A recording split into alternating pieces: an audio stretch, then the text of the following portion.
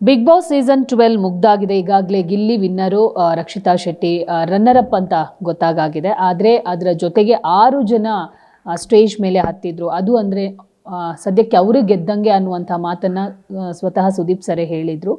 ಅದರಲ್ಲಿ 6ನೇ ಸ್ಥಾನದಲ್ಲಿ ಗೆದ್ದು ಬೀಗಿದಂಥ ಧನುಷ್ ಅವ್ರು ನಮ್ಮ ಜೊತೆಗಿದ್ದಾರೆ. ಅವ್ರನ್ನ ಮಾತಾಡ್ಸೋಣ. ಇಲ್ಲಿ ತನಕ ಸೀರಿಯಲ್ ಮೂಲಕ ಎಲ್ಲರಿಗೆ ಪರಿಚಿತರಾಗಿದ್ದಂಥ ಧನುಷ್ ಸದ್ಯ ಬಿಗ್ ಬಾಸ್ ಮೂಲಕ ಎಲ್ಲರ ಮನೆ ಮಗನಾಗಿ ಕಾಣಿಸ್ಕೊಂಡಿದ್ದೀರಾ. ಟಾಸ್ಕ್ ಮಾಸ್ಟರ್ ನಿಮಗೆ ಕೊಟ್ಟಂತಹ ಒಂದು ಕ್ರೆಡಿಟ್ ಎಷ್ಟು ಖುಷಿ ಅನಿಸುತ್ತೆ ಬಿಗ್ ಬಾಸ್ ಮುಗಿಸಿ ಬಂದಿರೋದು? ತುಂಬ ಖುಷಿ ಆಗುತ್ತೆ. ಇಲ್ಲಿ ಬಂದ ಮೇಲೇ ಹೊರಗಡೆ ಬಂದಿದ ತಕ್ಷಣ ಜನರ ಪ್ರೀತಿ, ಅವರ ಅಭಿಮಾನ ಅದು ನೋಡಿನೇ ತುಂಬ ಖುಷಿ ಆಯಿತು. ಬಿಗ್ ಬಾಸ್ಗೂ ಒಳಗೋಗಿದ್ದಕ್ಕೆ ಒಂದು ಸಾರ್ಥಕ ಅಂತ ಅನ್ನಿಸ್ತು. ಖುಷಿ ಆಗ್ತದೆ. ಒಂದು ಫೈನಲ್ ಡೇಯಲ್ಲಿ ನಿಮ್ಮಮ್ಮ ಜೋರು ಅಳ್ತಾರೆ ನಿಮ್ಮನ್ನು ನೋಡಿ. ಆ ಕ್ಷಣ ಏನನ್ನಿಸ್ತು ನಿಮಗೆ ಅಂತ? ಸಮಾಧಾನ ಮಾಡಿ ಅಂತ ಹೇಳ್ತೀರಾ, ಬಟ್ ಆದರೂ ಅವ್ರು ಜೋರಾಗಿ ಬಿಕ್ಕಿ ಹೇಳ್ತಾರೆ. ಸೊ ಅಂದರೆ ಪ್ರತಿಯೊಬ್ಬರಿಗೂ ಅವ್ರ ಮಗ ಗೆಲ್ಲಬೇಕು ಅಂತ ಇರುತ್ತೆ. ಎಲ್ರಿಗೂ ಅಲ್ಲಿ ಇದ್ದಿದ್ದು 24 ಜನ ಕಂಟೆಸ್ಟೆಂಟ್ಸ್ಗೂ 24 ಜನ ಅವ್ರ ಪೇರೆಂಟ್ಸ್ ಗೆಲ್ಲಬೇಕು ಅಂತಲೇ ಅಂದ್ಕೊಂಡಿರ್ತಾರೆ. ಅದು ಆ ಫಿನಾಲೆ ಡೇಯಲ್ಲಿ ಫಸ್ಟ್ ನಾನು ಹೊರಗಡೆ ಬಂದಿರೋದ್ರಿಂದ ಅವ್ರಿಗೆ ತುಂಬ ನೋವಾಗಿದೆ. ಅದಕ್ಕೆ ಹತ್ಕೊಂಡಿದ್ದಾರೆ. ಇಟ್ಸ್ ಓಕೆ, ನಾನು ಅವ್ರಿಗೆ ಆಮೇಲೆ ಎಲ್ಲ ಹೇಳಿದ್ದೀನಿ, ಸಮಾಧಾನ ಆಗಿದ್ದಾರೆ. ನೀವು ಅಂದ್ಕೊಂಡಿದ್ದೀರಾ ಸಿಕ್ಸ್ತ್ ಪ್ಲೇಸಿಂದ ಹೊರಗೆ ಬರ್ತೀರಿ ಅನ್ನೋದು ನಿಮ್ಮಲ್ಲಿ ಇತ್ತ ಅಂತ? ಯಾಕಂದರೆ first second Gilli versus Ashwini ಅಂತಲೇ ಇತ್ತು. ಎಲ್ಲೋ ಒಂದು ಕಡೆ ರನ್ನರ್ ಅಪ್ ಆಗ್ತಾರೆ ಅಥವಾ ವಿನ್ನರ್ ಆಗ್ತಾರೆ ಅಥವಾ 6th ಪ್ಲೇಸ್ ಅಂತ ಅಂದಾಗ ನಿಮ್ಗೆ ಅನಿಸಿದ್ದು? ಅಲ್ಲಿ ಒಳಗಡೆ ಇರಬೇಕಾದ್ರೆ ಪ್ರತಿಯೊಬ್ಬರಿಗೂ ಅವರೇ ವಿನ್ ಆಗಬೇಕು ಅಂತಲೇ ಇರುತ್ತೆ. ನನಗೂ ಆ ಥರನೇ ಇತ್ತು, ನಾನೇ ವಿನ್ ಆಗಬೇಕು ಅಂತ. 6th ಪ್ಲೇಸ್ ಬಂದಿದ್ದು ನನಗೂ ಶಾಕೆ. ಹೊರಗಡೆ ಬಂದಾದ್ಮೇಲೆ ನೀವೇ ನೋಡಿದ್ರಿ, ನಾನು ಅಲ್ಲಿವರೆಗೂ ಬಂದಿದ್ದೀನಿ, ಓಕೆ ಚೆನ್ನಾಗಿ ಆಟ ಆಡಿದ್ದೀನಿ, 6th ಪ್ಲೇಸ್ ಬಂದಿದ್ದೀನಿ, ಇಟ್ಸ್ ಓಕೆ. ನಿಮಗೆ ಸಿಕ್ಕಿರುವಂಥ ಕ್ರೆಡಿಟ್ ಅಂದರೆ ಟಾಸ್ಕ್ ಮಾಸ್ಟರು ಅಂತ. ಯಾವುದೇ ಟಾಸ್ಕ್ ಬಂದರೂ ಧನುಷ್ ಅದನ್ನು ಏನಾದರೂ ಮಾಡಿ ಗೆದ್ದೇ ಗೆಲ್ತಾರೆ. ಬಟ್ ಟಾಸ್ಕು, ವ್ಯಕ್ತಿತ್ವ, ಎಂಟರ್ಟೈನ್ಮೆಂಟ್ ಇದರಲ್ಲಿ ಟಾಸ್ಕಿಗೆ ವ್ಯಾಲ್ಯೂ ಇಲ್ಲ ಅಂತ ಅನಿಸ್ಬಿಡ್ತಾ ನಿಮಗೆ? ಹಂಗೇನಿಲ್ಲ, ಆ ಥರ ಇದ್ದಿದ್ರೆ ಯಾರು ಟಾಸ್ಕ್ ಮಾಸ್ಟರ್ ಅಂತ ಕರೀತಾ ಇರಲಿಲ್ಲ. ಆ್ಯಕ್ಚುಲಿ ಈ ಸತಿ ಬಿಗ್ ಬಾಸ್ ಅವರೆಲ್ಲ ಬಿಗ್ ಬಾಸೇ ಗ್ರ್ಯಾಂಡ್ ಟಾಸ್ಕ್ ಮಾಸ್ಟರ್ ಅಂತ ಹೇಳಿದರು. ಅದಕ್ಕೂ ಒಂದು ವ್ಯಾಲ್ಯೂ ಇದೆ. ಅದು ಬಿಟ್ಟು ವ್ಯಕ್ತಿತ್ವನೂ ಅದಕ್ಕೂ ಒಂದು ವ್ಯಾಲ್ಯೂ ಇದೆ. ಅದಾದಮೇಲೆ ಎಂಟರ್ಟೈನ್ಮೆಂಟ್ಗೂ ಒಂದು ವ್ಯಾಲ್ಯೂ ಇದೆ. ಬಿಗ್ ಬಾಸ್ ನೋಡಿ ಇವಾಗ ಪ್ರತಿಯೊಬ್ಬರು ಎಂಟರ್ಟೈನ್ಮೆಂಟ್ಗೋಸ್ಕರನೇ ಎಲ್ಲ ನೋಡೋದಲ್ವ. ಅಂದರೆ ಇದಕ್ಕೆ ಆ ಸ್ಥಾನ ಇದೆ ಅಂತ ನನಗನ್ಸುತ್ತೆ. ಅದು ವರ್ಕ್ ಆಗಲಿಲ್ಲ ಈ ಟೈಮು, 6th ಪ್ಲೇಸ್ ಬಂದಿರೋದ್ರಿಂದ ಅಂತ ಅನ್ನಿಸ್ತು. It's okay. ಸೊ ಹೋಗಬೇಕಾದ್ರೆ ಏನಿತ್ತು ಮನಸ್ಸಲ್ಲಿ? ಅದನ್ನು ಗೆಲ್ಲಬೇಕು, ಕಪ್ ಗೆಲ್ಲಬೇಕು ಅನ್ನೋದು ಇದ್ದೇ ಇರುತ್ತೆ. ಅದರ ಜೊತೆಗೆ ಏನು ಅಂದ್ಕೊಂಡಿದ್ರಿ ನೀವು ಅಂತ? ಜನರ ಮನಸ್ಸು ಗೆಲ್ಲಬೇಕು, ಅವ್ರ ಪ್ರೀತಿ ಗೆಲ್ಲಬೇಕು ಅಂತ ಅಂದ್ಕೊಂಡಿದ್ದೆ. ಅದು ಗೆದ್ದಿದ್ದೀನಿ ಅಂತ ಅಂದ್ಕೊಂಡಿದ್ದೀನಿ, ಅಷ್ಟು ಸಾಕು. ಈಗ ಗಿಲ್ಲಿ ವಿನ್ನರ್ ಆಗಿದ್ದಾರೆ. ಸೊ ಮಳವಳ್ಳಿಯಲ್ಲಿ ಅವರಿಗೆ ಸಿಕ್ಕಿರುವಂಥ ಒಂದು ಗ್ರ್ಯಾಂಡ್ ವೆಲ್ಕಮ್ ಹೆಂಗಿತ್ತು ಅಂತ ನೀವು ನೋಡಿದ್ದೀರಾ. ಸೊ ನಿಮ್ಗೆ ಏನನ್ನಿಸ್ತು? ಯಾಕಂದರೆ ಫಾರ್ ದ ಫಸ್ಟ್ ಟೈಮ್ ಅನಿಸುತ್ತೆ ಹಿಸ್ಟ್ರಿಲಿ ಈ ಥರ ಕ್ರೇಜ್ ಕ್ರಿಯೇಟ್ ಆಗಿರೋದು. ಇದ್ರ ಬಗ್ಗೆ ಖುಷಿ ಆಯಿತು. ನಮ್ಮ ಜೊತೆ ಇದ್ದವರು ಇವಾಗ ನಾವು ಗೆದ್ದರೆ ನಮ್ಮ ಮನೆ ಹತ್ರನೂ ಸೆಲೆಬ್ರೇಟ್ ಮಾಡ್ತಾರೆ, ಅವ್ರು ಗೆದ್ದರೆ ಅವ್ರ ಮನೆ ಹತ್ರ ಸೆಲೆಬ್ರೇಟ್ ಮಾಡ್ತಾರೆ. ಖುಷಿ ಆಯಿತು. ಯಾರೋ ಒಬ್ರು ಬೆಳೀತಾ ಇದ್ದಾರೆ ಅಂದರೆ ಖುಷಿ ಪಡಬೇಕು. ನನ್ನ ಜೊತೆ ಇದ್ದವರು ಗಿಲ್ಲಿ, ಅವ್ನು ಬೆಳೀತಾ ಇದ್ದಾನೆ ಅಂದರೆ ಅವ್ನು ಖುಷಿನೇ. ಇವಾಗ ನಾನು ಗೆದ್ದಿಲ್ಲ ಅಂದರೆ ಮುಂದೆ ಏನೋ ದೊಡ್ಡದಾಗಿ ಕಾಯ್ತಾ ಇದೆ ಅಂತಾನೆ. ಅದು ಬಂದಾಗ ನಾನು ಖುಷಿ ಪಡ್ತೀನಿ. ನಾನು ಬೆಳೆದ್ರೆ ಅವ್ನು ಖುಷಿ ಪಡ್ತಾನೆ, ಅವ್ನು ಬೆಳೆದ್ರೆ ನಾನು ಖುಷಿ ಪಡ್ತೀನಿ, ಅಷ್ಟೇ. ಸೊ ಗಿಲ್ಲಿ ಮತ್ತು ನಿಮ್ಮ ಬಾಂಡಿಂಗ್ ಅಷ್ಟಕ್ಕಷ್ಟೇ ಅನಿಸುತ್ತೆ? ಅಂದರೆ ಜಾಸ್ತಿ ಕಮ್ಯುನಿಕೇಷನ್ ಇರಲಿಲ್ಲ.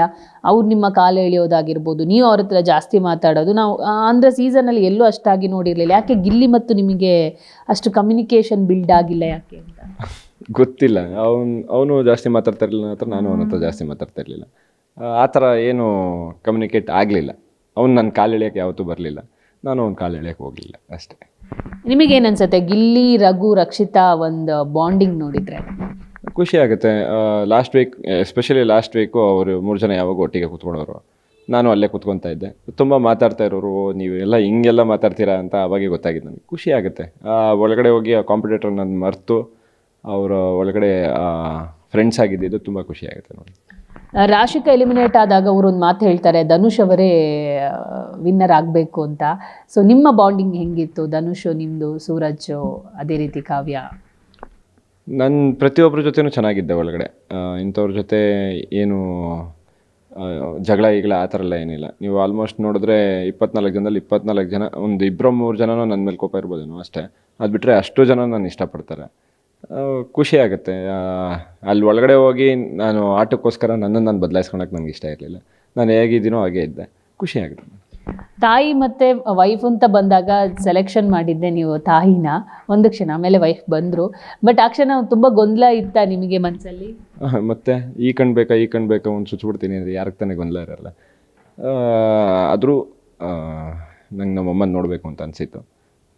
ಹೊರಗಡೆ ಹೋದ್ಮೇಲೆ ಬೆಳಗ್ಗೆ ನಾ ಮೀಟ್ ಮಾಡೋಣ ಅಂತ ಆ ಟೈಮಿಗೆ ನಮ್ಮಮ್ಮನೇ ಸೆಲೆಕ್ಟ್ ಮಾಡಿದೆ. ಕಿಚ್ಚನ ಊಟ ಸಿಕ್ಕಿರುವಂಥ ಒಂದು ಭಾಗ್ಯಶಾಲಿಗಳಲ್ಲಿ ನೀವು ಕೂಡ ಒಬ್ಬರು. ಆ ಫೀಲ್ ಹೆಂಗಿತ್ತು? ಯಾಕಂದರೆ ತುಂಬ ಜನಕ್ಕೆ ಇರುತ್ತೆ ಕಿಚ್ಚನ ಕೈ ರುಚಿ ತಿನ್ನಬೇಕು, ಅವರ ಅಡುಗೆ ಹೆಂಗಿರುತ್ತೆ ಅನ್ನುವಂಥ ಒಂದು ಕ್ಯೂರಿಯಾಸಿಟಿ ಇರುತ್ತೆ. ನಿಮ್ಗೆ ಏನನ್ಸು ಸದ್ಯಕ್ಕೆ ಸಿಕ್ಕಿದಾಗ? ತುಂಬ ಖುಷಿ ಆಯಿತು. ಎಸ್ಪೆಷಲಿ ಅಲ್ಲಿ ಒಳಗಡೆ ಇರಬೇಕಂದ್ರೆ ನಮ್ಮ ಪ್ರತಿಯೊಬ್ಬರಿಗೂ ಫುಡ್ ಕ್ರೇವಿಂಗ್ಸ್ ಜಾಸ್ತಿ ಇರುತ್ತೆ.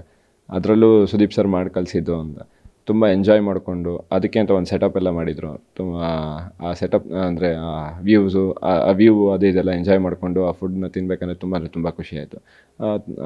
ಅದಕ್ಕೋಸ್ಕರ ಥ್ಯಾಂಕ್ ಯು ಸುದೀಪ್ ಸರ್ ಅಂತಲೇ ಹೇಳ್ಬೋದು. ಅಶ್ವಿನಿ ಅವರು ಹೊರಗಡೆ ಬಂದ ಮೇಲೆ ಈಗಲೂ ಗಿಲ್ಲಿ ಮೇಲೆ ಅಸಮಾಧಾನ ಇದೆ ಅನ್ಸುತ್ತೆ. ಅವರು ಹೇಳ್ತಾರೆ ಬಡವರ ಮಕ್ಕಳು ಬೆಳಿಬೇಕು ಸರಿ, ಆದರೆ ಬಡವರ ಥರ ಇರೋರನ್ನ ನೀವು ಬೆಳೆಸೋದು ಸರಿಯಲ್ಲ ಅನ್ನೋಂಥ ಒಂದು ಸ್ಟೇಟ್ಮೆಂಟ್ ಈಗ ಸದ್ಯಕ್ಕೆ ಸೋಷಿಯಲ್ ಮೀಡಿಯಾದಲ್ಲಿ ಹರಿದಾಡ್ತಾ ಇದೆ. ಸೊ ನೀವು ನೋಡಿದಂತೆ ಅಶ್ವಿನಿ ಗೌಡ? ನನ್ನ ಪ್ರಕಾರ ಅವರು ಒಳ್ಳೆಯವರೇ. ಕೋಪ ಜಾಸ್ತಿ ಇರ್ಬೋದು ಮಾತಿನ ಬರದಲ್ಲಿ ಅಂತ ಅವರೇ ಹೇಳ್ತಾರಲ್ಲ, ಆ ಥರ ಮಾತಾಡ್ತಾರೆ, ಆಮೇಲೆ ಅವರೇ ಬೇಜಾರು ಮಾಡ್ಕೊತಾರೆ ನಾನು ನೋಡ್ದಂಗೆ.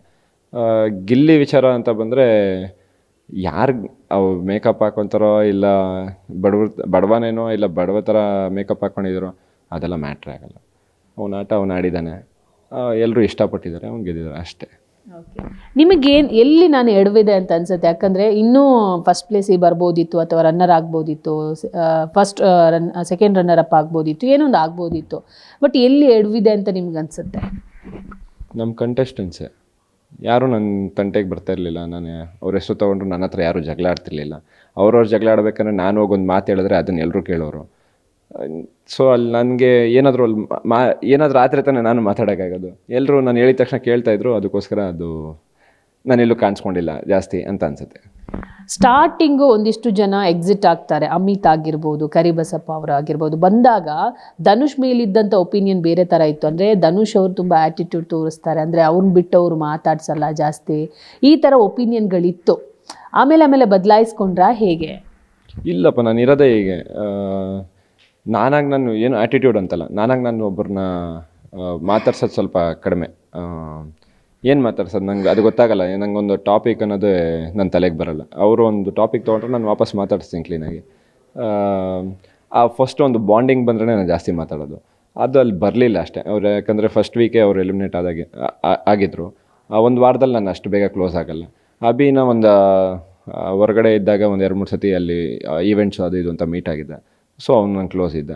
ಒಬ್ಬೊಬ್ಬರು ಅದೇ ಎಲ್ಲಾದರೂ ಹೊರಗಡೆ ಸಿಕ್ಕಿರೋರು ಮೀಟ್ ಮಾಡಿರೋರು ನನ್ನ ಕ್ಲೋಸ್ ಇರೋರು ಅಲ್ಲಿ ಮಾತಾಡಿಸ್ತಾ ಇದ್ದೆ ಹೊರತು ಏನೋ ಆ್ಯಟಿಟ್ಯೂಡ್ ತೋರಿಸ್ಬೇಕು ಇವ್ರಿಗೆ ಇದು ಮಾಡಬೇಕು ಅಂತೇನಿಲ್ಲ. ಕ್ಯಾಪ್ಟನ್ಸಿ ಅನ್ನೋದು ಎಷ್ಟು ಇಂಪಾರ್ಟೆಂಟು, ಜೊತೆಗೆ ಕ್ಯಾಪ್ಟನ್ಸಿ ಅನ್ನುವಂಥದ್ದು ಎಷ್ಟು ವರ್ಕ್ ಆಗುತ್ತೆ ಅಂತ?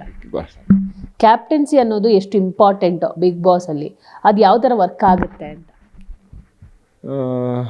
ಕ್ಯಾಪ್ಟನ್ ಆಗಬೇಕು ಅಂತ ಪ್ರತಿಯೊಬ್ಬರಿಗೂ ಆಸೆ ಇರುತ್ತೆ ಒಳಗಡೆ. ಯಾಕಂದರೆ ಅದೊಂದು ಸ್ಥಾನ. ಅದಾದಮೇಲೆ ಜವಾಬ್ದಾರಿ ಜಾಸ್ತಿ ಬರ್ಬೋದು. ಪ್ರತಿಯೊಂದಕ್ಕೂ ನಾವೇ ಎದ್ದೊಳ್ಬೇಕು, ನಾವೇ ಮಾತಾಡಬೇಕು. ಬಿಗ್ ಬಾಸ್ ಬಂದ್ರೂ ಕ್ಯಾಪ್ಟನ್ ಧನುಷ್ ಏನು ಮಾಡ್ತಾಯಿದ್ದೀರಾ ಅಂತಲೇ ಕೇಳ್ತಾರೆ. ಆ ಜವಾಬ್ದಾರಿ ಅಂತೂ ಸ್ವಲ್ಪ ಕಷ್ಟನೇ, ಇಲ್ಲ ಅಂತಲ್ಲ. ಬಟ್ ಆ ಕ್ಯಾಪ್ಟನ್ ಆಗೋ ಫೀಲ್ ಇದೆಯಲ್ಲ, ಅದು ಒಂಥರ ನೆಕ್ಸ್ಟ್ ಲೆವೆಲ್. ಬಿಗ್ ಬಾಸ್ ಮನೆಯಲ್ಲಿ ಅದು ತುಂಬ ಸತಿ ಅನುಭವಿಸಿದವು ನಾನೇ. 3 ಟೈಮ್ಸ್ ಕ್ಯಾಪ್ಟನ್ ಆಗಿದ್ದೆ. ತುಂಬ ಖುಷಿ ಆಗುತ್ತೆ ಆ್ಯಕ್ಚುಲಿ. ಅದು 3 ಸಲ ಕ್ಯಾಪ್ಟನ್ಸಿ ಆದರೆ ಗಿಲ್ಲಿನ ಮ್ಯಾನೇಜ್ ಮಾಡೋದು ಎಷ್ಟು ಕಷ್ಟ ಆಯಿತು ಅಂತ? ನನಗೆ ಕಷ್ಟನೇ ಆಗಲಿಲ್ಲ. ಯಾಕಂದರೆ ನಾನು ಹೇಳಿದ ತಕ್ಷಣ ಪಾಪ ಅವ್ನು ಕೆಲಸ ಮಾಡೋನು. ನಂಗೆ ಸುದೀಪ್ ಸರ್ ಕೇಳಿದಾಗೂ ಅದನ್ನೇ ಅಂದೆ, ಸರ್ ನಂಗೆ ಬೇರೆಯವ್ರ ಕ್ಯಾಪ್ಟನ್ಸಿ ನನಗೆ ಗೊತ್ತಿಲ್ಲ. ನಾನು ಹೇಳಿದ ತಕ್ಷಣ ನಾನು ಒಳ್ಳೆ ಮಾತಲ್ಲಿ ಹೇಳ್ತಾಯಿದ್ದೆ, ಅವನು ಒಳ್ಳೆ ರೀತಿಯಲ್ಲೇ ಕೇಳ್ತಾ ಇದ್ದ ಎಲ್ಲ. ಅವ್ನು ಕ್ಯಾಪ್ಟನ್ ಆದಾಗೂ ಅಷ್ಟೇ, ನಾನು ನನ್ನ ಹತ್ರ ಬಂದು ಏನೋ ಹೇಳಬೇಕು ಆ ಥರ ಎಲ್ಲ ನನ್ನ ಕೆಲಸ ಅಂತೂ ನೋಡಿದ್ದೀರಾ. ನಂಗೆ ಕೊಟ್ಟಿರೋ ಕೆಲಸ ಕರೆಕ್ಟಾಗಿ ಮಾಡ್ತೀನಿ, ಅದು ಬಿಟ್ಟು ಬೇರೆದು ಮಾಡೋಕ್ಕೆ ನಂಗೆ ಆಗಲ್ಲ. ನಾನು ಕ್ಯಾಪ್ಟನ್ ಆಗಿದ್ದ ಅವ್ನು ಕ್ಲೀನಾಗೇ ಮಾಡ್ತಾಯಿದ್ನಪ್ಪ. ಯಾಕೆ ಬೇರೆಯವರೆಲ್ಲ ರಘು ಸರ್ ಇದ್ದಾಗ ಮಾತ್ರ ಮಾಡ್ತಾಯಿರಲಿಲ್ಲ ಅಷ್ಟೇ. ಅವನು ಅದು ಬಿಟ್ಟರೆ ಓಕೆ, 1-2 ಸತಿ ಹೇಳೋವರೆಗೂ ಹೇಳ್ಸ್ಕೊತಾ ಇದ್ದ, ಆಮೇಲೆ ಮಾಡ್ತಾಯಿದ್ದ ಕೆಲಸ ಅವನು. ಸೊ ಕಿಚ್ಚ ಸರ್ ವೀಕ್ಲಿ ಬಂದಾಗ ಒಂದಿಷ್ಟು ಹಿಂಟ್ ಕೊಡೋರು, ಅದು ನಿಮಗೆ ಅರ್ಥ ಆಗ್ತಾ ಇತ್ತಾ? ಹೊರಗಡೆ ಹಿಂಗೆ ಬರ್ತಾ ಇದೆ, ಅದನ್ನೇ ನಮಗೆ ಹಿಂಟಾಗಿ ಹೇಳ್ತಿದ್ದಾರೆ, ನಿಮಗೆ ಅಲ್ಲಿ ಕೂತಾಗ ಅದೊಂದು ಎಕ್ಸ್ಪೀರಿಯನ್ಸ್ ಆಗಿತ್ತಾ ಅಥವಾ ಫೀಲ್ ಆಗ್ತಿತ್ತಾ ನಿಮಗೆ? ಅಲ್ಲ, ಅವ್ರು ಹಿಂಟ್ ಕೊಡಬೇಕಂದ್ರೆ ಪ್ರತಿಯೊಂದು ಮಾತು ನನಗೆ ಅರ್ಥ ಆಗ್ತಿತ್ತು. ಅದಾದಮೇಲೆ ಅದಕ್ಕೆ ಏನಾದರೂ ಒಂದು ಮಾಡಬೇಕಂದ್ರೆ ಇವಾಗ ಆ್ಯಕ್ಷನ್ಗೆ ರಿಯಾಕ್ಷನ್ ಅಂತ ಅಲ್ಲಿ ಒಳಗಡೆ ಎಲ್ಲ ಮಾತಾಡ್ಕೊತಾರೆ. ನನ್ನ ಆ್ಯಕ್ಷನ್ಗೆ ಯಾರಿಗೂ ರಿಯಾಕ್ಷನ್ ಇರಲಿಲ್ಲ ಅಲ್ಲಿ ಒಳಗಡೆ. ನಾನೇನೋ ಒಂದು ಮಾತಾಡೋಕ್ಕೆ ವಾಪಸ್ಸು ನಾನು ಒಂದೇ ಮಾತು ಒಂದು ಲೈನಲ್ಲಿ ನಾನು ಮಾತಾಡೋದೇ ಕಮ್ಮಿ. ಫಸ್ಟು ಒಂದು ಲೈನಲ್ಲಿ ಮುಗಿಸ್ಬಿಡ್ತೀನಿ ನಾನೇನೋ ಮಾತಾಡಬೇಕಾದ್ರೆ. ಆ ಒಂದು ಲೈನಲ್ಲಿ ನಾನು ಮಾತಾಡೋದು ಒಂದು ಲೈನ್ಗೆ ಅವರ ಅದನ್ನ ತೊಗೊಂಬಿಡ್ತಾಯಿದ್ರು. ನೆಕ್ಸ್ಟ್ ನೀವು ಓಕೆ ಡನ್ ಅಂತಂದಮೇಲೆ ಇನ್ನೇನು ಮಾತಾಡ್ತೀರಾ, ಇಲ್ಲ ಕೇಳಿಸ್ಕೊಳ್ಳಿ ಇನ್ನೊಂದು ಸತಿ ಹೇಳ್ತೀನಿ ಅಂತ ಹೇಳೋಕ್ಕಾಗುತ್ತೆ. ಓಕೆ, ನನ್ನ ನಾಟ ನಾನು ಆಡಿದ್ದೀನಿ ಅಷ್ಟೇ. ಧನುಷ್ 6th ಪ್ಲೇಸಿಗೆ ಬಂದಾಗ ಅಥವಾ ಒಂದು ಫೈನಲಿಗೆ ಹೋಗ್ತೀವಿ, ಇಷ್ಟು ಜನ ಫೈನಲಿಗೆ ಹೋಗ್ತಾರೆ ಅಂದಾಗ ಆ ಕ್ಷಣ ಏನನ್ನಿಸ್ತು, ಆ ಮೂಮೆಂಟ್ ಹೆಂಗೆ ಅನಿಸ್ತು ನಿಮಗೆ? ಫಸ್ಟ್ ಫೈನಲಿಸ್ಟ್ ಆಗಿದ್ದು ಅದು ಎಸ್ಪೆಷಲಿ ಟಾಸ್ಕ್ ಮೂಲಕ ಫಸ್ಟ್ ಫೈನಲಿಸ್ಟ್ ಆಗಿದ್ದು. ಆ ಗೇಮ್ ಅಂತೂ ನೆಕ್ಸ್ಟ್ ಲೆವೆಲಲ್ಲಿತ್ತು. ಅದನ್ನು ಬಿಗ್ ಬಾಸೇ ಫಸ್ಟ್ ಬಂದು ಹೇಳ್ತಾರೆ, ಈ ಆಟ ಈ ಆಟನ ಇಲ್ಲಿಂದ ಹೊರಗಡೆ ಹೋದ್ಮೇಲೆ ಫೀಲ್ ಮಾಡೋಕ್ಕಾಗಲ್ಲ, ಗೆಲ್ತಿರೋ ಸೋಲ್ತಿರೋ ಅದನ್ನು ಜೀವಿಸಿ ಅಂತ. ನಾನು ಅದನ್ನೇ ಮಾಡಿದ್ದು.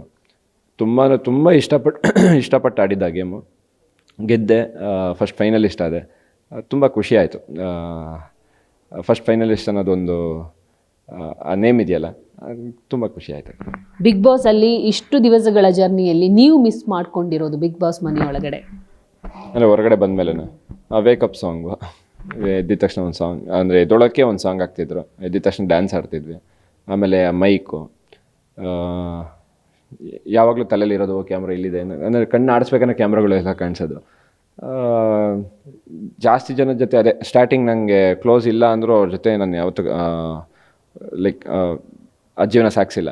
ಗೊತ್ತಿಲ್ಲ ಅಂದರೂ ಅಷ್ಟು ಜನ ಜೊತೆ ಜೀವನ ಸಾಗಿಸಿ ಯಾರ ಜೊತೆನೂ ನನ್ನ ಜಗಳ ಇಲ್ಲ. ಸೊ ಪ್ರತಿಯೊಬ್ಬರನ್ನೂ ಮಿಸ್ ಮಾಡ್ಕೊತೀನಿ ಅಂತ ಅನ್ಸುತ್ತೆ. ಈಗಲೂ ಅದೇ ಗುಂಗಲ್ಲಿ ಇದ್ದೀರಾ, ಬಿಗ್ ಬಾಸ್ ಮನೆಯೊಳಗಡೆ ಇದ್ದೀನಿ ಅನ್ನೋದು? ಇವಾಗೂ ನಿದ್ದೆ ಬರ್ತಿಲ್ಲ. ನೀವು ಬಂದಿದ ತಕ್ಷಣ ಕೇಳಿದ್ರೆ ನಿದ್ದೆ ಮಾಡಿಲ್ಲ, ನಿದ್ದೆ ಬರ್ತಿಲ್ಲ ಆ್ಯಕ್ಚುಲಿ. ನಾವು ಯಾವ ಟೈಮ್ ಮಲ್ತಾ ಇದ್ವಿ, ಯಾವ ಟೈಮ್ ಎದೊಳ್ತಾ ಇದ್ದೀವಿ ಅಂತಲೇ ಗೊತ್ತಾಗ್ತಾ ಇರಲಿಲ್ಲ ಒಳಗಡೆ. ಸೊ ಇಲ್ಲಿ ಬಂದಮೇಲೂ ಸ್ವಲ್ಪ ಆ ಸ್ಲೀಪ್ ಸೈಕಲ್ಲು, ಬೆಳಗ್ಗೆ ಎದ್ದಿದ ತಕ್ಷಣ ಮೈಕ್ ಹುಡ್ಕೋದು, ಮೈಕ್ ಹಾಕ್ಕೊಂತೀವಲ್ಲ ಮೈಕ್ ಹುಡ್ಕೋದು, ಅದೆಲ್ಲ ಆಗ್ತಿದೆ. ಇನ್ನು ಒಂದು 2-3 ಡೇಸ್ ಸರಿ ಹೋಗ್ಬೋದು ಅಂತ ಅಂದ್ಕೊಂಡಿದ್ದೀನಿ. ಮನುಷ್ಯನಿಗೆ ಮೊಬೈಲ್ ಇಲ್ಲ ಅಂದರೆ ಇರೋಕ್ಕಾಗಲ್ಲ. ಬಟ್ ಧನುಷ್ಗೆ 3 ತಿಂಗಳು ಮೊಬೈಲ್ ಇಲ್ಲದೆ ಇದ್ದರೆ ಬಂದ ಮೇಲೂ ಅದನ್ನು ಬಿಟ್ಬಿಟ್ಟಿದ್ದೀರಾ ಹೇಗೆ? ಮೊಬೈಲ್ ಅಲ್ಲಿ ಒಳಗಡೆ ಇರಬೇಕಂದ್ರೆ ಮೊಬೈಲ್ ಫಸ್ಟ್ ಒಂದು ವಾರ ಮಾತ್ರ ಕೈ ಪಾಕೆಟ್ ಒಳಗೆ ಹೋಗೋದು, ಮೊಬೈಲ್ ಅಂತ. ಅದು ಬಿಟ್ಟರೆ ಅದು ನೆನಪೇ ಆಗಲಿಲ್ಲ ಮೊಬೈಲು. ಇಲ್ಲಿ ಹೊರಗಡೆ ಬಂದಮೇಲೆ ಮೊಬೈಲ್ ಎತ್ಕೊಳ್ಳೋಕ್ಕೆ ಒಂಥರ ಬೇಜಾರಾಗ್ತಿದೆ. ಎಷ್ಟೊಂದು ಜನ ಫೋನ್ ಮಾಡ್ತಿದ್ದಾರೆ, ಫೋನ್ ಅಟೆಂಡ್ ಮಾಡಿ ಅದು ಫೋನ್ ಬರ್ತಿದೆ ಅನ್ನೋದು ಗೊತ್ತಾಗ್ತಿರಲ್ಲ ನನಗೆ. ನನ್ನ ಹತ್ರ ಮೊಬೈಲ್ ಇರಲ್ವಲ್ಲ. ಫಸ್ಟ್ ಅಂದರೆ 24 ಗಂಟೆ ನನ್ನ ಜೋಬಲ್ಲಿ ಇರೋದು ಮೊಬೈಲು. ಇವಾಗ ಮೊಬೈಲ್ ಇಟ್ಕೊಳ್ಳೋಕ್ಕೆ ಒಂಥರ ಇರಿಟೇಷನ್ ಆಗ್ತಿದೆ. ನೀವು ಫೋನ್ ಮಾಡಿದಾಗೂ ಎತ್ತಲಿಲ್ಲ, ಅದಕ್ಕೆ ಬೇಜಾರು ಮಾಡ್ಕೊಂಬಿಡಿ. ಈಗ ಬಿಗ್ ಬಾಸ್ ಮನೆಯಿಂದ ಹೊರಗಡೆ ಬಂದಿದ್ದೀರಾ, ಸೊ ನಿಮಗೆ ಸಿಕ್ಕಂಥ ಒಂದು ವೆಲ್ಕಮ್ ಆಗಿರ್ಬೋದು, ಆ ಮೆರವಣಿಗೆ ಎಷ್ಟು ಎಂಜಾಯ್ ಮಾಡಿದ್ರಿ? ಯಾಕಂದರೆ ಎಲ್ರಿಗೂ ಅದು ಸಿಗಲ್ಲ. ನೀವೊಬ್ಬ ಆ್ಯಕ್ಟ್ರ್ ಆಗಿದ್ದರೂ ಕೂಡ ನಿನ್ನೆ ಸಿಕ್ಕಂಥ ಒಂದು ಸೆಲೆಬ್ರೇಷನ್ಸ್ ಅಥವಾ ಒಂದು ಏನು ಹೇಳ್ತಾರೆ ವೆಲ್ಕಮ್ ಇದೆಯಲ್ಲ, ಅದು ಹೆಂಗಿತ್ತು? ಅದನ್ನು ಯಾವ ಥರ ಫೀಲ್ ಮಾಡ್ಕೊಂಡ್ರಿ? ಅವ್ರ ಪ್ರೀತಿ, ಅವ್ರ ಆಶೀರ್ವಾದ, ಪ್ರತಿಯೊಬ್ಬರು ಬಂದು ಅಷ್ಟು ಸಪೋರ್ಟ್ ಮಾಡೋ ಅವಶ್ಯಕತೆ ಇಲ್ಲ ಅಂದರೂ ಅವ್ರು ಬಂದು ನನ್ನ ಸಪೋರ್ಟ್ ಮಾಡ್ತಿದ್ದಾರೆ. ಅಂದರೆ ಆ ಬಿಗ್ ಬಾಸ್ ಮನೆ ಒಳಗೆ ಹೋಗಿ ಗೆದ್ದಿಲ್ಲ ಅಂದರೂ ಇಷ್ಟು ಜನ ಮನಸ್ಸು ಪ್ರೀತಿ ಗೆದ್ದಿದ್ದೀನಿ ಅಂತ ಖುಷಿ ಆಯ್ತು ನನಗೆ. ಮುಂದೆ ಏನು ಮಾಡಬೇಕು ಅಂದ್ಕೊಂಡಿದ್ದೀರಾ ಧನುಷ್? ಸಿನಿಮಾ ಮುಂದೆ ಏನು ಸಿಗುತ್ತೋ, ಸಿನಿಮಾ ಸೀರಿಯಲ್ಲು. ನನ್ನ ಆಸೆ ಇರೋದು ಸಿನಿಮಾ ಮಾಡಬೇಕು ಅಂತ, ಒಂದೊಳ್ಳೆ ಸ್ಟೋರಿಗೋಸ್ಕರ. ನಿನ್ನೆಯಿಂದ ತುಂಬ ಕಾಲ್ಸ್ ಬರ್ತಿದೆ, ಡೈರೆಕ್ಟರ್ಸು ಪ್ರೊಡ್ಯೂಸರ್ ಎಲ್ಲ ಫೋನ್ ಮಾಡ್ತಿದ್ದಾರೆ ಈ ಥರ ಸಿನಿಮಾ ಮಾಡೋಣ ಅಂತ. ಈ ಇಂಟರ್ವ್ಯೂಸ್ ಎಲ್ಲ ಮುಗಿದ್ಮೇಲೆ ಹೋಗಿ ಕೂತ್ಕೊಂಡು ಒಂದೊಳ್ಳೆ ಕತೆ ಮಾತಾಡಿ, ಒಂದು ಕತೆ ಇಷ್ಟ ಆದರೆ ಆ ಸಿನಿಮಾ ಸ್ಟಾರ್ಟ್ ಮಾಡೋಣ ಅಂತ ಅಂದ್ಕೊಂಡಿದ್ದೀನಿ. ನೋಡಬೇಕು, ಆ ಸಿನಿಮಾ ಆದಮೇಲೆನೂ ಅದು ರಿಲೀಸ್ ಆಗಿ ಎಲ್ಲ ಕನ್ನಡ ಜನತೆ ಅವ್ರ ಪ್ರೀತಿ, ಅವ್ರ ಆಶೀರ್ವಾದ ಕೊಟ್ಟು ಬೆಳೆಸಿದ್ರೆ ಒಂದು ಮಟ್ಟಿಗೆ ಬೆಳೆಯೋಣ ಅಂತ ಅಂದ್ಕೊಂಡಿದ್ದೀವಿ. ನೋಡೋಣ.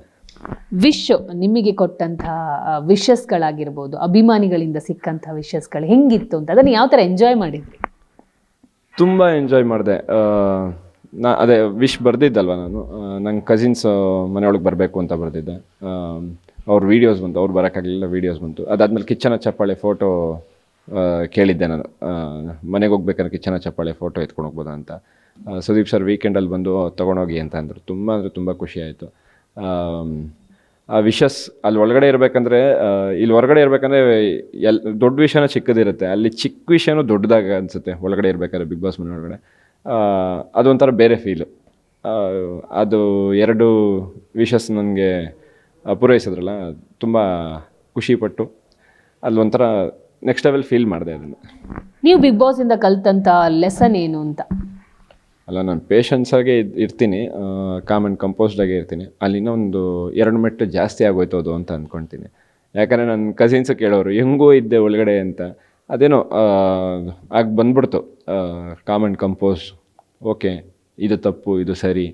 ನಾನು ಮಾತಾಡ್ಬೇಕು, ನಮ್ಮ ಅಮ್ಮನೂ ಆವಾಗಿಂದನೂ ಲೈಕ್ ಚಿಕ್ಕ ವಯಸ್ಸಿಂದನೂ ಹೇಳಿದ್ರು, ನಿನ್ನ ತಪ್ಪಿಂದ ಇನ್ನೊಬ್ರಿಗೆ ಕೆಟ್ಟದಾಗಬಾರ್ದು ಅಂತ. ಅದನ್ನ ಯೋಚನೆ ಮಾಡಿ ಒಂದು ಮಾತು ಮಾತಾಡೋಕ್ಕೆ ಮುಂಚೆ 100 ಸತಿ ಯೋಚನೆ ಮಾಡಿ ಮಾತಾಡ್ತಾ ಇದ್ದೆ. ತುಂಬ ಕಲ್ತಿದ್ದೀನಿ ಒಳಗಡೆ. ವೈಫ್ ಬಂದ ತಕ್ಷಣ ಏನು ಹೇಳಿದರು? ಏನು ಹೇಳ್ತಾರೆ, ಲವ್ ಯು ಅಂತಾರೆ. ನಾನು ಲವ್ ಯು ಟು ಅಂತಂದೆ. ತುಂಬ ಖುಷಿ ಆಯಿತು. ಒಳಗಡೆ ಇರಬೇಕಂದ್ರೆ, ನಾನು ಇಲ್ಲಿಂದ ಹೊರಗಡೆಯಿಂದ ಬಿಗ್ ಬಾಸ್ ನೋಡಬೇಕಾದ್ರೆ ಏನು ನಾಟಕ ಮಾಡ್ತಾರೆ ಗುರು, ಏನು ಇನ್ನೊಂದು 2 ವಾರ 3 ವಾರದಲ್ಲಿ ಆಚೆ ಬರ್ತಾರೆ, ಯಾಕೆ ಇಷ್ಟು ನಾಟಕ ಮಾಡ್ತಾರೆ. 6ನೇ ವಾರಕ್ಕೆ ಲೆಟ್ರ್ ಬಂದಾಗೆ ಕಣ್ಣಲ್ಲೆಲ್ಲ ನೀರು ಬಂದುಬಿಟ್ಟಿತ್ತು ನನಗೆ. ಅದಾದಮೇಲೆ ಇನ್ನು ಫ್ಯಾಮಿಲಿ ಬಂದಾಗಂತೂ ನೆಕ್ಸ್ಟ್ ಲೆವೆಲ್ಲು. ಆವಾಗ ಗೊತ್ತಾಯಿತು ಇದು ನಾಟಕ ಅಲ್ಲ, ಅಲ್ಲಿ ಆ ಫೀಲ್ ಬರಬೇಕು, ಇದು ಆ ಫೀಲ್ ಎಲ್ರಿಗೂ ಗೊತ್ತಾಗಬೇಕು ಅಂದರೆ ಅಲ್ಲಿ ಬದುಕಬೇಕು ಒಳಗಡೆ, ಅವಾಗೇ ಗೊತ್ತಾಗೋದು. ಯಾಕಂದರೆ ಹೊರಗಡೆ ಇರಬೇಕಂದ್ರೆ ನಾವು ಟ್ರಿಪ್ಪು ಅದು ಇದು ಕೆಲಸದ ಮೇಲೆಲ್ಲ ಹೋಗಿರ್ತೀವಿ, ಬಟ್ ಫೋನಲ್ಲಿ ಮಾತಾಡ್ತಾ ಇರ್ತೀವಿ, ವೀಡಿಯೋ ಕಾಲಲ್ಲಿ ಇರ್ತೀವಿ. ಬಟ್ ಅಲ್ಲಿ ಒಳಗಡೆ ಇರಬೇಕಂದ್ರೆ ಏನು ನಮಗೇನು ಎಂಟರ್ಟೈನ್ಮೆಂಟ್ ಇರೋಲ್ಲ, ಬರೀ ಟಾಸ್ಕು, ಚಟುವಟಿಕೆ, ನಾಮಿನೇಷನ್ನು, ಒಂದು ಜಗಳ, ಎಷ್ಟು ಅಂತ ಮಾತಾಡ್ತೀರಾ. ಇವಾಗ ನಿಮ್ಮ ಜೊತೆ ಒಂದು 2 ದಿನ ಇದ್ದರೆ 2 ದಿನ ಮಾತಾಡೋದು, 3ನೇ ದಿನ ಏನು ಮಾತಾಡ್ತೀರಾ, ಅಲ್ಲಿರೋದೇ ಮಾತಾಡಬೇಕು. ಸೊ ಅದೆಲ್ಲ ಬಿಟ್ಟು ಫ್ಯಾಮಿಲಿ ಬಂದಾಗ ಅದು ನೆಕ್ಸ್ಟ್ ಲೆವೆಲ್ ಫೀಲ್ ಆಗುತ್ತೆ. ಆವಾಗ ಗೊತ್ತಾಯಿತು ಯಾವುದೂ ನಾಟಕ ಅಲ್ಲ. ಆಮೇಲೆ ಬಿಗ್ ಬಾಸ್ ಇಷ್ಟು ಸೀಸನಲ್ಲಿ ಒಳಗಡೆ ಇದ್ದಿದ್ದು ಕಂಟೆಸ್ಟೆಂಟ್ ಪ್ರತಿಯೊಬ್ಬರ ಮೇಲೆ ರೆಸ್ಪೆಕ್ಟ್ ಜಾಸ್ತಿ ಆಗೋದು. ತುಂಬ ಕಷ್ಟ, ಈಸಿ ಅಂತೂ ಇಲ್ಲ ಒಳಗಡೆ ಇರೋದು. ನೀವು ಫ್ರೆಂಡ್ಶಿಪ್ ಮತ್ತೆ ಕಂಟಿನ್ಯೂ ಮಾಡ್ತೀನಿ ಅಂದರೆ ಬಿಗ್ ಬಾಸ್ ಕಂಟೆಸ್ಟೆಂಟ್ಗಳಲ್ಲಿ ಯಾರನ್ನು ಮಾಡ್ತೀರಾ? ಪ್ರತಿಯೊಬ್ಬರ ಜೊತೆನೂ ಮಾಡ್ತೀನಿ, ಕ್ಲೋಸ್ ಆಗಿ. ಅಭಿ, ಸ್ಪಂದನ, ಮಾಳು, ಕಾವ್ಯ, ಗಿಲ್ಲಿ, ರಘು ಸರು, ಮಂಜು ಭಾಷಿಣಿಯವರು, ರಾಶಿ, ಸೂರಜ್ಜು, ರಕ್ಷಿತಾ, ಇನ್ಯಾರಿದ್ದಾರೆ ಎಲ್ಲರೂ. ಸೊ ಏನಾದರೂ ಕನಸಿದೆಯಾ ಧನುಷಿಗೆ? ಯಾಕಂದರೆ ನೀವು ಮಾತಿನಲ್ಲಿ ಹೇಳ್ತಾ ಇರಬೇಕಾದ್ರೆ ಹೇಳಿದರೆ ಅಭಿಮಾನಿಗಳಿಂದಲೇ ನಾವಿರೋದು ಅಂತ ಹೇಳ್ತಾ ಇದ್ರಿ. ಸೊ ಮುಂದೆ ನಿಮ್ಮ ಒಂದು ಸಿನಿಮಾದ ಜೊತೆಗೆ ಬೇರೆ ಏನಾದರೂ ಪ್ಲ್ಯಾನ್ ಮಾಡ್ಕೊಂಡಿದ್ದೀರಾ, ಹೇಗೆ? ನಾನು ಮೊದಲಿಂದನೂ ಲೈಕ್ ಒಂದು ಹೆಜ್ಜೆ ಮೇಲೆ ಬರಬೇಕು ಅಂತಂದ್ರೂ ನನ್ನ ಕಷ್ಟ ಅನ್ನೋದಕ್ಕಿಂತ ನನ್ನ ಬೆಳೆಸಿ ನಮ್ಮ ಮನೇಲೇ ನನಗೆ ಮರ್ಯಾದೆ ಕೊಡಿಸಿದ್ದಂದ್ರೆ ಜನರೇ. ಅವರಿಂದನೇ ನಾನು ಬೆಳೆದಿರೋದು, ಅವರಿಂದನೇ ಈ ಮಟ್ಟಕ್ಕೆ ಬಂದಿರೋದು. ಸಿನಿಮಾ ಮಾಡಬೇಕು ಅಂತ ಅಂದ್ಕೊಂಡಿದ್ದೀನಿ. ಇನ್ನು ಮುಂದಕ್ಕೆ ಇನ್ನೊಂದು ಹೆಜ್ಜೆ ಇಡಬೇಕು ಅಂತಂದ್ರೂ ಅವರೇ ನನಗೆ ಸಪೋರ್ಟ್ ಮಾಡಬೇಕು. ನಾನೇನೋ ಕಷ್ಟಪಡ್ತೀನಿ, ನಾನೇನೋ ಮಾಡ್ತೀನಿ ಅನ್ನೋದಕ್ಕಿಂತ ಅವ್ರು ನನಗೆ ಸಪೋರ್ಟ್ ಮಾಡಿದ್ರೆ ಬೆಳಿತೀನಿ ಹೊರತು ಇಲ್ಲ ಅಂದರೆ ಇಲ್ಲ. ಸೊ ಬಿಗ್ ಬಾಸ್ ಮನೆಗೆ ಹೋದ್ಮೇಲೆ ತುಂಬ ಜನ ವೆಯ್ಟ್ ಲಾಸ್ ಆಗ್ತಾರೆ. ಸೊ ನೀವೆಷ್ಟು ವೆಯ್ಟ್ ಲಾಸ್ ಆಗಿದ್ದೀರಾ ಅಂತ? ಆಗಿರ್ಬೋದು, ನಾನು ಚೆಕ್ ಮಾಡಿದ್ರೆ ಸುಮ್ಮನೆ ಯಾಕೆ ಅದೊಂದು ನೋಡಿದ್ರೆ ಟೆನ್ಷನ್ ಆಗುತ್ತೆ ಅಂದ್ಬಿಟ್ಟು ಚೆಕ್ ಮಾಡೋಕೆ ಹೋಗಲಿಲ್ಲ. ಆಗಿರ್ಬೋದು, ಒಂದು 10 kg ಕಮ್ಮಿ ಆಗಿರ್ಬೋದು. ಓಕೆ, ಈಗ 6 ಜನ ಹೆಸರು ಮಾತ್ರ ತಗೋತೀನಿ. ಅವರಲ್ಲಿ ನಿಮಗೆ ಇಷ್ಟ ಆದಂತಹ ಗುಣ, ಇಷ್ಟ ಆಗದಿರುವಂಥ ಗುಣಗಳು ಹೇಳ್ಬಿಡಿ. ಗಿಲ್ಲಿ ತುಂಬ ಆ್ಯಕ್ಟಿವ್ ಇದ್ದಾನೆ, ತುಂಬ ಚೆನ್ನಾಗಿ ಮಾತಾಡ್ತಾನೆ, ಸ್ಪಾಂಟೇನಿಯಸ್ ಆಗಿ ಮಾತಾಡ್ತಾನೆ. ಆಮೇಲೆ ಏನಾದರೂ ಒಂದು ಸಾಂಗು, ಏನಾದರೂ ಒಂದು ಬರಿಬೇಕು ಅಂತ ಅಂದಾಗ ಒಬ್ಬರನ್ನ ರೋಸ್ಟ್ ಮಾಡಬೇಕು ಅಂದರೆ ನಮ್ಗೆ ಯಾರ ತಲೆಗೂ ಆ ಥರ ಬರ್ತಿರಲಿಲ್ಲ. ಅವ್ನ ತಲೆಯಲ್ಲಿ ಪಟ್ ಅಂತ ಬರೋದು, ಅದೊಂದು ಅವ್ನಿಗೆ ಅಡ್ವಾಂಟೇಜು. ಕೆಟ್ಟ ಗುಣ ಅಂದರೆ ಇನ್ನೊಬ್ರ ಕಾಲನ್ನ ಜಾಸ್ತಿ ಎಳಿತಿದ್ದೆ, ಅದೊಂದೇ. ಅದು ಬಿಟ್ಟರೆ ಇನ್ನೆಲ್ಲ ನನಗೆ ಅವ್ನಿಗೆ ಆರಾಮಾಗಿದ್ವಿ, ತುಂಬ ಜಾಲಿ ಮಾಡ್ತಿದ್ವಿ ಒಳಗಡೆ. ಅದು ಬಿಟ್ಟರೆ ಇನ್ನೇನಿಲ್ಲ. ಅಶ್ವಿನಿ ಕೋಪದಲ್ಲಿ ಜಾಸ್ತಿ ಮಾತಾಡ್ತಿದ್ರು, ಅಂದರೆ ಕೋಪದಲ್ಲಿ ಮಾತಿನ ಬರದಲ್ಲಿ ಅದೊಂದು ಸ್ವಲ್ಪ ಕಂಟ್ರೋಲ್ ಮಾಡ್ಕೋಬೇಕಿತ್ತು. ಒಳ್ಳೆ ಗುಣ ಅಂದರೆ ಪ್ರತಿಯೊಬ್ಬರನ್ನು ಅವ್ರ ಜೊತೆ ಕ್ಲೋಸ್ ಆಗಿರೋರು ಯಾರೇ ಇದ್ರೂ ಅವ್ರು ಬಿಟ್ಕೊಡಲ್ಲ. ಅವ್ರು ಆ ಜಗಳದಲ್ಲಿ ಅವ್ರದ್ದೇ ತಪ್ಪಿದ್ರು ಅವ್ರ ಜೊತೆ ನಿಂತ್ಕೊಂಡು ಸಪೋರ್ಟ್ ಮಾಡೋರು, ಅದು ಅವ್ರ ಒಳ್ಳೆ. ರಕ್ಷಿತಾ ಪಟಾಕಿ, ಅವಳು ತುಂಬ ಜಾಸ್ತಿ ಮಾತಾಡ್ತಾಳೆ, ತುಂಬ ಓವರ್ ಆ್ಯಕ್ಟಿವು, ಒಳ್ಳೆ ಹುಡುಗಿ. ಕೆಟ್ಟ ಗುಣ ಅಂದರೆ ಅದೇ ಅವರು ಅಲ್ಲಿ ಕನ್ನಡ ಕ್ಲೀನಾಗಿ ಆ ಭಾಷೆ ಇಡ್ತಾ ಇಲ್ಲದೇ ಇರೋದ್ರಿಂದ ಏನಾದರೂ ಒಂದು ರೀಸನ್ ಕೊಡಬೇಕಾದ್ರೆ ಅವಳು ಕ್ಲೀನಾಗಿ ಕೊಡೋಕ್ಕೆ ಬರ್ತಿರ್ಲಿಲ್ಲ. ಅದೊಂದೇ ಲೈಕ್ ಅಲ್ಲಿ ಒಳಗಡೆ ನಮ್ಮ ಸುತ್ತಮುತ್ತ ಇರಬೇಕಾದ್ರೆ ಅವಳಿಗೆ ಬ್ಯಾಡ್ ಅಂತ ಅನಿಸಿದಂದರೆ ಆ ರೀಸನ್ ಕ್ಲೀನಾಗಿ ರೀಸನ್ ಕೊಡದೆ ನಾಮಿನೇಟ್ ಮಾಡ್ತಿದ್ದಲ್ಲ, ಅದೊಂದೇ. ರಘು ಸರು ನಾನು ತುಂಬ ಇಷ್ಟಪಟ್ಟು ಲೈಕ್ ಲಾಸ್ಟಲ್ಲಿ ಅವ್ರಿಗೂ ಹೇಳಿದ್ದೆ, ಸ್ಟಾರ್ಟಿಂಗ್ ಅವ್ರು ಬಂದಮೇಲೆ ಕ್ಯಾಪ್ಟನ್ಸಿ ಅದೇನೋ ಇತ್ತು ಅನ್ನೋದ್ರಿಂದ ನನಗೂ ಅವ್ರಿಗೂ ಅಷ್ಟು ವೈಬ್ ಸೆಟ್ ಆಗಿರಲಿಲ್ಲ. ಅದಾದಮೇಲೆ ಅವ್ರು ಬಂದು ನಾನು 4 ವಾರ ಆದಮೇಲೆ ಅವ್ರ ಜೊತೆ ಕ್ಲೋಸ್ ಆದೆ. ಒಳ್ಳೆಯ ಗುಣ ಬಂದು ತುಂಬ ಚೆನ್ನಾಗಿ ಅಡುಗೆ ಮಾಡ್ತಾರೆ, ಪ್ರತಿಯೊಬ್ಬರನ್ನೂ ತುಂಬ ಚೆನ್ನಾಗಿ ಮಾತಾಡಿಸ್ತಾರೆ, ಅವರಷ್ಟು ದೊಡ್ಡವರಾಗಿರೋ ಪ್ರತಿಯೊಬ್ಬರಿಗೂ ರೆಸ್ಪೆಕ್ಟ್ ಕೊಡ್ತಾರೆ. ಕೆಟ್ಟ ಗುಣ ಅಂದರೆ ಏನಿರ್ಬೋದು, ನನ್ನ ಪ್ರಕಾರ ಏನೂ ಇಲ್ಲ. ಬೇಗ ಇನ್ಫ್ಲೂಯೆನ್ಸ್ ಆಗ್ತಿದ್ರು ಅಂತ ಅನಿಸುತ್ತೆ ಅಷ್ಟೆ. ಕಾವ್ಯ ಅವಳು ಪಾಯಿಂಟ್ ಕ್ಲೀನಾಗಿ ಮಾತಾಡೋಳು. ಏನೇ ಟಾಪಿಕ್ ಬಂದರೂ ಎಷ್ಟು ಮಾತಾಡಬೇಕು ಅಷ್ಟರಲ್ಲಿ ಅವಳು ಟಾಪಿಕ್ನ ಕ್ಲೀನಾಗಿ ಕನ್ವೆ ಮಾಡ್ತಿದ್ಲು. ಅವಳಿಗೂ ಅದೇ ಅವಳ ತಂಟೆಗೆ ಹೋದಾಗ ಕೋಪ ಜಾಸ್ತಿ ಮಾಡ್ಕೊಂಡವಳು, ಅದೊಂದು ಸ್ವಲ್ಪ ಕೆಟ್ಟ. ಧ್ರುವಂತೂ ತುಂಬ ಒಳ್ಳೆ ಮನುಷ್ಯ.